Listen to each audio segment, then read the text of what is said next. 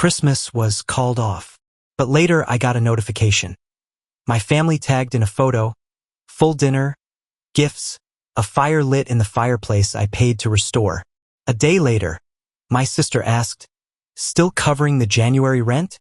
I said, "Naturally."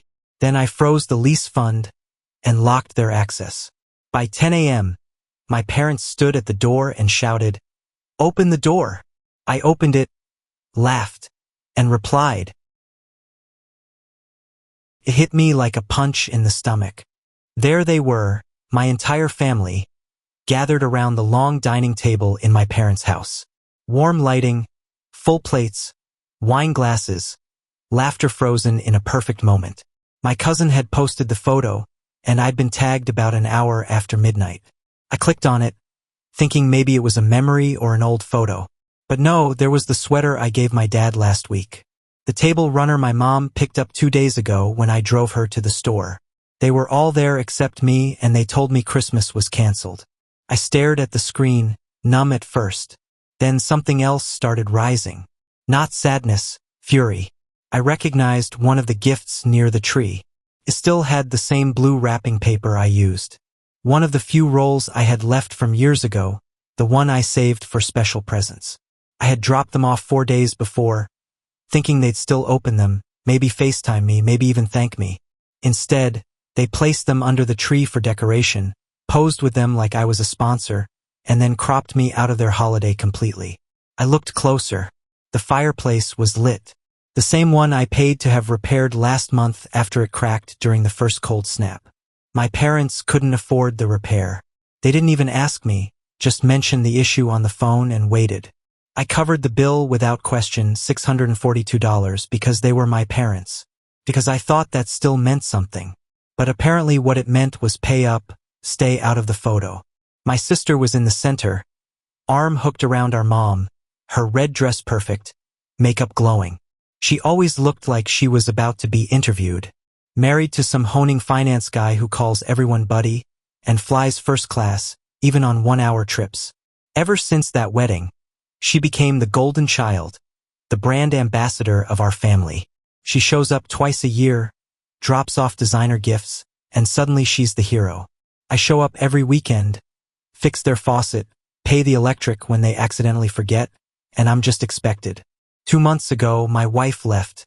We hadn't been perfect, but I didn't expect her to leave, especially not just before my birthday. She said she needed clarity space. Said she was going to take our daughter to Arizona for a while. I didn't stop her.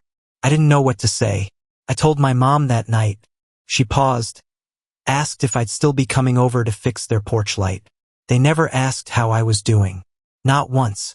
And then they tell me this year they're skipping Christmas. Too stressful. Too much going on. Better to rest. We'll all have our own quiet time. I believe them. I actually believe them. I sat alone on Christmas Eve with cheap takeout, watching a movie I barely registered. I kept waiting for a call or a message. Something. Instead, they tagged me in a photo. The next morning, I woke up to a text from my sister. No greeting, no reference to the night before. Are you still covering their January rent? That's all she said. I stared at the message for a long time. Then I wrote back, of course. I logged into the shared account, canceled the automatic payment, and locked the transfer settings. Then I shut off notifications and waited. At 10 a.m. sharp, there was pounding at my apartment door. I opened it. My parents were there. Dad's face was red and Mom looked like she hadn't slept. They didn't even say hello. They just started accusing. Why would I do this? Don't I know the rent's due in 2 days? They could lose the house. What kind of son does this? I listened. Just stood there and listened. Then I smiled. Merry Christmas, I said, and I shut the door. I stood on the other side in silence for a long time, listening to them knock, call my name, curse under their breath, plead. I didn't open it again. I didn't even move. I stood there staring at the wall and I let it all sink in. This wasn't a misunderstanding. This wasn't miscommunication. This was who they were. And something in me shifted. I wasn't going to beg for a place at their table anymore. This was going to be the start of something different. 2 days passed before I heard from them again. I got a voicemail from my mom first. She didn't mention the Christmas dinner, the photo, or the fact that they had lied to me. Just said they needed to talk like this was a scheduling issue and not a betrayal. I didn't return the call. Then my dad texted. We need to sort this out before the 1st. Call me. He didn't say please. He never does. My sister. Not a word. I waited. I let them sit in the silence for a day. Then I went over to their house. No warning, no message. I just walked in like I always used to. The keys still worked even after everything. I half expected them to have changed the locks. But I guess they didn't think I'd show up. It felt surreal standing in the entryway. Same rug, same coat rack I installed. Still missing the hook I told Dad I'd fixed 2 months ago. My mom was in the kitchen wiping down a spotless counter. Dad was in the living room pretending to read a magazine, the TV off, the remote sitting untouched on the coffee table. They both looked up but didn't say anything, not even a fake smile. I sat down at the dining table. No small talk, no greetings. It was Mom who broke the silence. You can't just freeze the account, Andrew. Rent's due in 3 days. I didn't flinch. I said I saw the photo, that I knew Christmas hadn't been canceled. Only I had. She said it wasn't personal. Said they didn't want to upset me given what I'd been going through with my wife. Said it wouldn't have been comfortable with everyone there. I asked if it was comfortable using my fireplace. If it was comfortable unwrapping the gifts I bought. If it was comfortable smiling for a photo while I ate noodles alone on Christmas Eve. Neither of them said anything. Then Dad jumped in, said I was blowing things out of proportion. That it was just one dinner, that family is more than holidays. That made me laugh. I reminded him how many just one moments I've swallowed over the years. How many times I covered their bills without a thank you.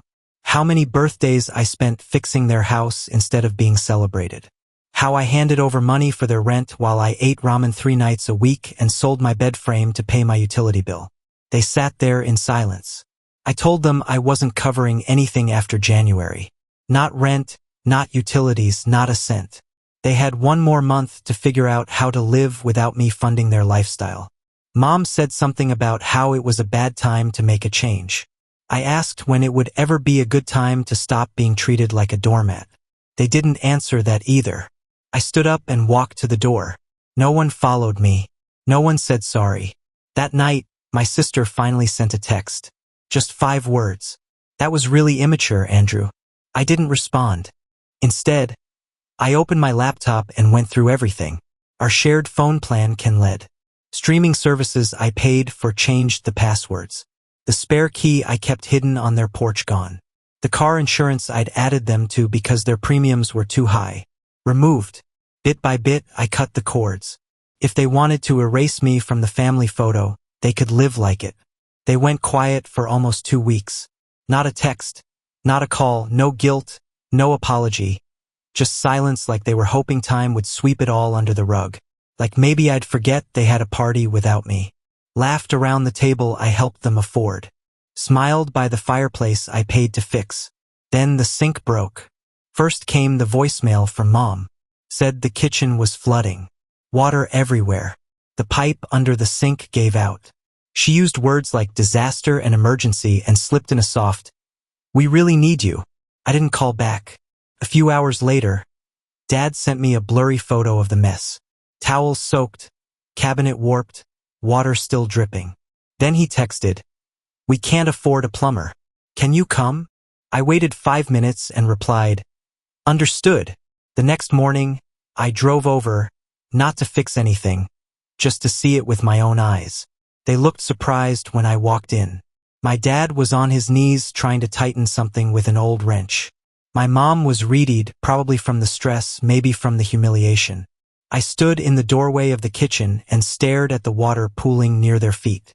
"You should call a plumber," I said. Mom looked at me like I just said something cruel. Dad started talking about how plumbers overcharge, how I've always been good with tools, how you know this stuff better than anyone. I asked why they hadn't asked my sister's husband. He was the one who was doing so well, right? The one who got them the fancy espresso machine last year. The one they cleared space for in the kitchen by throwing away the coffee pot I bought them. They didn't respond, just stood there expecting me to roll up my sleeves. I didn't. I told them the damage wasn't unfixable. Then I pulled out my phone and gave them the name and number of a plumber I trusted. "He's good," I said, "but he charges what he's worth." Then I left. The next week it was their taxes. Every year since I turned 25, I did their taxes for free. Knew all the deductions. Got them the biggest returns they'd ever seen. They always came to me around mid-January like it was automatic. This time I got a text. "Can you come by this weekend and help with the forms?" I said, "No." Mom tried again the next day. "We'll pay you," she said. I told her I was busy. That's when the calls to the extended family started.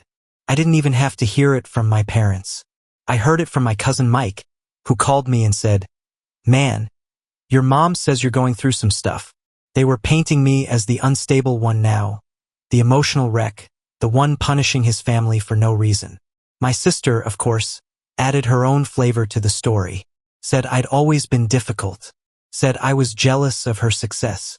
She even told someone I was lashing out because my marriage failed. I didn't defend myself. I let them talk, but I started doing something else. I began visiting again, not for chores, not for bills, just to talk. Every few days I'd walk in, sit down, and ask one question. "Do you think you did anything wrong?" They never said yes. Sometimes they said I was too sensitive. Other times they acted like I was dredging up old drama. Once my dad actually said, "Life moves on, Andrew. Stop dragging us backward." But every time they refused to take responsibility. Every time they twisted it back onto me, it made one thing clearer. They didn't just want me to forgive them. They wanted me to forget. And I couldn't. So, I kept showing up calmly, intentionally, asking the same thing, trying to make them see it. But they wouldn't. They looked at me like I was a burden, like I was making things uncomfortable. And somewhere in all of that, something in me started to snap. It happened at the DMV of all places. I was standing in line, half dead from boredom. Phone in one hand, paperwork in the other. I was there to update my license. Nothing dramatic, just another chore I'd been putting off. It had been a quiet few weeks. No messages from them, no door knocks, nothing. I actually thought they might have finally understood. Then the email came in. The subject line was rental account dispute. It was from the property management company that owned my parents' house. The email said my parents had contacted them, insisting I was legally obligated to cover the rent, that I had been doing so for years, and they were confused as to why the payment had suddenly stopped. The landlord said they were threatening legal action if I didn't resume the payments immediately. They lied to the landlord. They told him I was financially tied to their lease when I'd taken myself off that agreement almost 6 months ago. I did everything right. I made sure nothing connected me to their finances anymore. And now they were trying to drag me back in through force. I didn't finish at the DMV. I just walked out, got in my car, and sat there with the email open, the bright white screen burning my eyes. Then I drove to their house. No rage, no plan, just a pit in my stomach and a need to see it through. I walked in without knocking. They were in the living room watching some cooking show. My dad looked up and paused the TV like we were about to have a friendly chat. I held up my phone and read the first line of the email out loud. Dad shifted uncomfortably. Mom just stared at the screen like she wasn't hearing me. Then she said, "We just needed some time, Andrew. It wasn't meant to scare you." My dad added, "You left us with no choice." No choice? That's what he said. I looked at them and realized I wasn't angry anymore. Not the way I used to be. I was something else. Empty, drained, like I'd been carrying their weight for so long. I didn't even remember what standing straight felt like until I dropped it. I told them it was over. All of it. That they'd never hear from me again. Not about rent, not about taxes, not about broken sinks or damaged egos. I told them if they ever tried to tie my name to anything again, I'd involve a lawyer. Then I walked out and I started shutting everything down. That old Honda they'd been using under my insurance gone. I sold it within the week. The emergency credit card they used for urgent expenses canceled. The online grocery account I linked to their address years ago deleted. The spare key I kept hidden behind their gas meter. Tossed into a river. I didn't tell them. I didn't send a warning. I just erased myself from their lives. Then I changed my phone number, blocked them everywhere.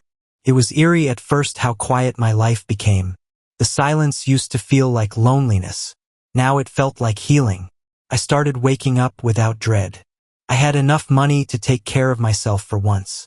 I went back to therapy, got my license updated, got my kitchen fixed, started seeing my daughter again.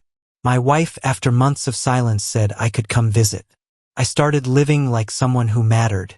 And then out of nowhere, my cousin texted me late one night. 2 words, she left. It didn't register at first. I called him. He told me my sister's husband, Mr. Success, the family's savior, was gone. Just packed his things and left. Filed for divorce, drained the shared account, took his name off the deed, and walked. No explanation, no dramatic fight, just one cold, efficient exit. She moved back in with our parents that same week, and suddenly after months of silence my phone started ringing again. First came the block numbers, then a few from unknown numbers, then a voicemail from Mom. Can we talk just for a few minutes, please? Then another. Things have been really hard.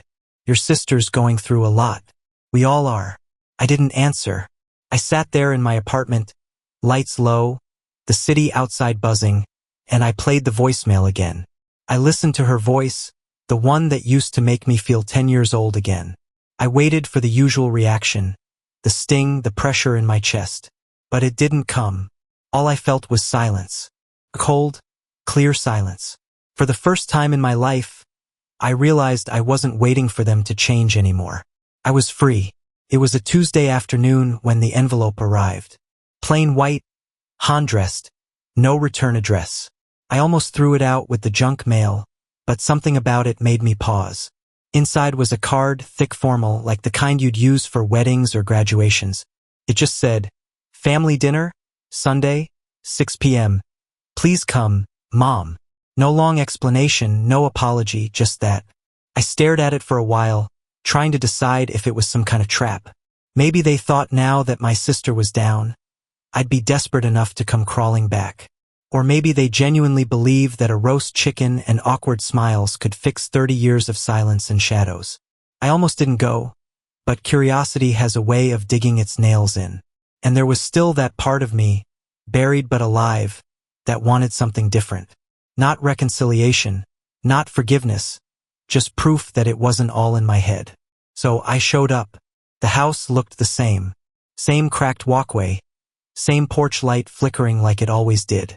My old key still worked. I stepped inside and everything hit me at once. The smell of Mom's perfume. The faint sound of jazz from the kitchen. The table set with the old dishes I remembered from childhood. Even the candles were lit. They had gone all out. Mom hugged me like nothing had happened. Dad gave me one of those half-pats on the back. My sister didn't get up from the couch. She was thinner, pale. Her eyes were hollow. She didn't look like the woman in that Christmas photo. Dinner was tense. They asked about my job, my apartment, my daughter. I gave short answers. No one mentioned the past few months. No one brought up the sink or the rent or the emails.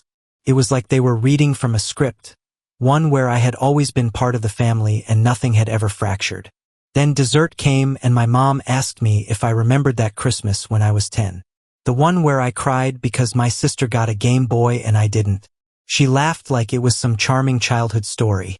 I didn't laugh. Instead, I asked her if she remembered the Christmas 2 years ago when I drove 6 hours through a snowstorm to bring them groceries because they couldn't afford to shop and they never even said thank you. The table went silent. I asked if she remembered how many birthdays they forgot, how many times I showed up while my sister just posted photos from Greece or New York or wherever she was that week. No one answered. I turned to my sister and asked her point blank why she hated me so much. What I ever did to make her treat me like a stain on the family. She looked at me like she wanted to say something but didn't. That's when it happened. I broke. Not with rage. Not with bitterness, with tears. The kind of tears you don't even know are coming until they're already falling.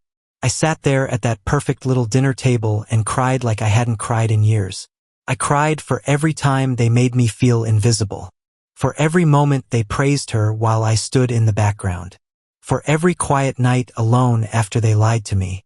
For every word I never got to say as a kid who just wanted to feel loved without having to earn it. And they just sat there watching.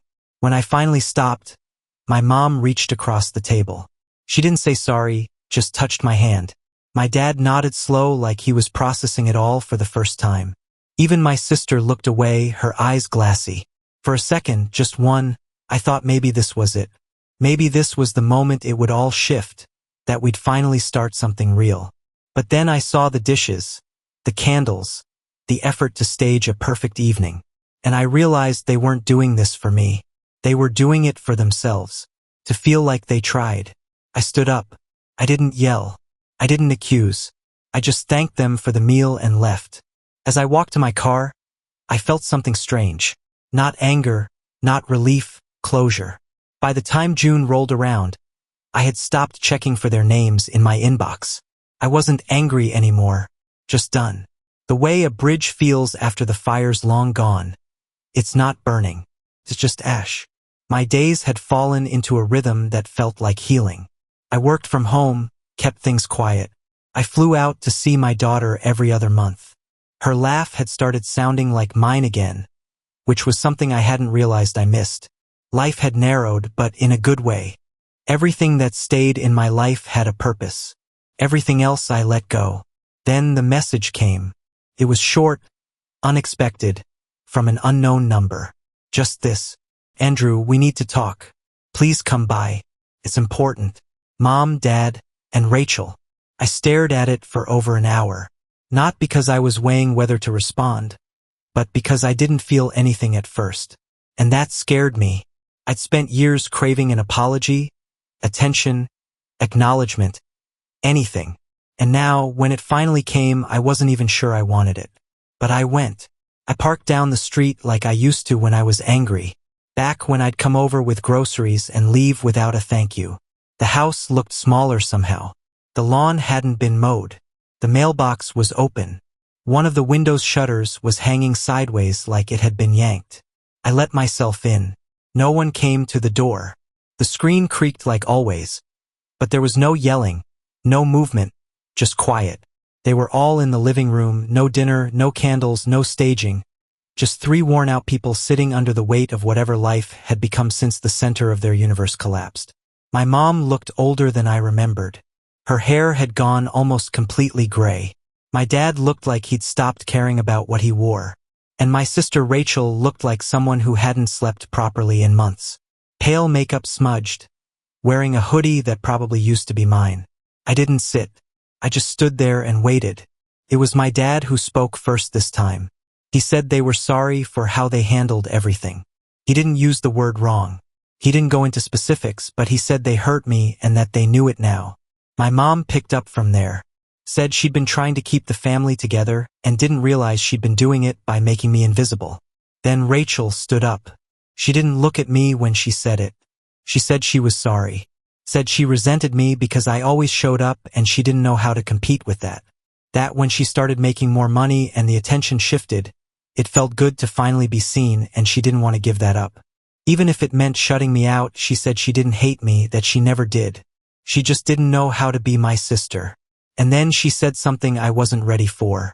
I don't have anyone else left. The room got very quiet after that. I realized they weren't asking for money or help or even forgiveness. They were asking to not be erased, to be allowed back into my life in some way, however small. I didn't cry this time. I thought I would, but instead I just felt tired. I sat down finally and told them what it felt like all those years. What it felt like to be used, ignored, dismissed. What it felt like to show up for people who would never do the same. What it felt like to be a son and a brother and still somehow feel like the outsider. And they listened. Really listened. We didn't solve anything that night. There were no grand reunions, no hugs that healed it all. But there was honesty. And for us, that was new. I left after an hour. As I walked down the front steps, Rachel followed me out. She didn't say anything at first. Then she asked if I'd ever want to come over for dinner again. Just the four of us. No guests, no performance, just dinner. I said maybe, and I meant it. I got in my car and pulled away, not feeling lighter or heavier, just open. Like the door wasn't locked anymore. like maybe it could swing both ways now. And for the first time since I was a kid, I didn't feel like I was knocking from the outside. It's been almost a year since that night. We've had 3 dinners since then. No speeches, no drama, just food, some awkward pauses, and moments that almost feel like warmth. My dad started texting me occasionally articles, jokes, random updates. My mom sends pictures of meals she makes, like she's trying to keep a thread between us alive. And Rachel, she's different now. Quieter, but not cold. Sometimes we talk for 20 minutes. Sometimes we don't say much at all. I don't trust them completely. I don't forget easily. But I don't flinch anymore when their names show up on my phone. Last week, I hosted dinner at my apartment. Just me and my daughter. I made spaghetti and burned the garlic bread, and we laughed about it like it was a running joke. When she asked why there were 4 seats at the table, I didn't answer right away. Then I said, just in case. And for once I meant it without resentment, just hope.